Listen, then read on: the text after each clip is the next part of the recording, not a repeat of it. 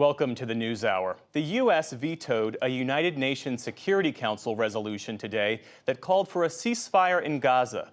The U.S. was the lone no vote in the 15-member council. The move came as the UN and others are ramping up already dire warnings of humanitarian catastrophe if more aid isn't sent into Gaza soon and if the fighting isn't stopped. According to the Hamas-run Gaza Health Ministry, nearly 17,500 Palestinians have been killed since the October 7th Hamas terror attacks against Israel.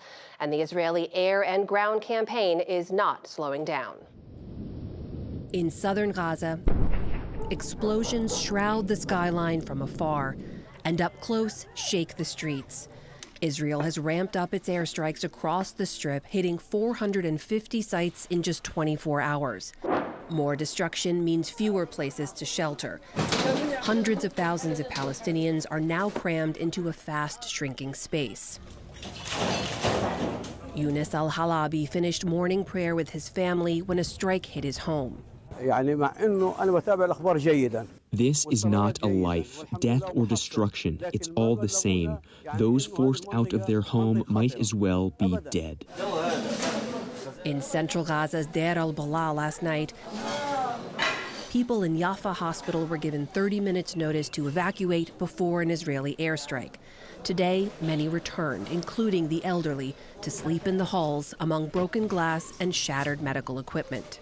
Nowhere in Gaza is safe. Before the U.S. veto, UN Secretary General Antonio Guterres urged the Security Council to vote for an immediate ceasefire, warning Gaza's humanitarian system faced a high risk of total collapse. We anticipate that it would result in a complete breakdown of public order and increased pressure for mass displacement into Egypt.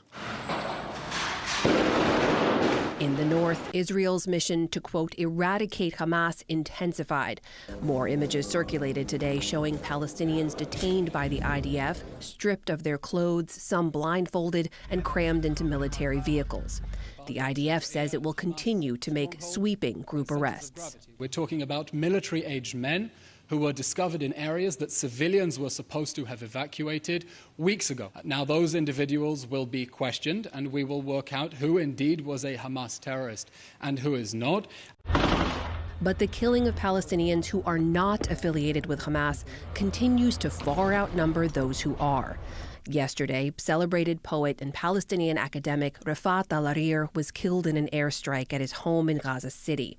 2 years ago, during the May 2021 conflict, NewsHour's John Yang spoke to al-Arir by phone.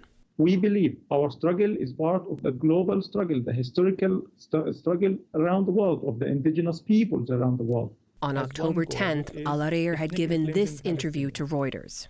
Israel wants us out of Palestine or kneeling in submission, in total subjugation. Palestinians are looking forward to a future with equal freedom, equal rights and freedom, and that's not much to ask. After news of his death broke, fellow Palestinian poet Mossab Abba Toha shared al-Arir's last poem called If I Must Die. If I must die, you must live to tell my story. In the occupied West Bank, 6 more dead after a gunfight following an Israeli raid on the Farah refugee camp. Military raids here have surged dramatically since the October 7th Hamas attack. Meanwhile, in Tel Aviv, the wail of sirens sends crowds running for shelters as Hamas continues to fire more rockets towards Israel.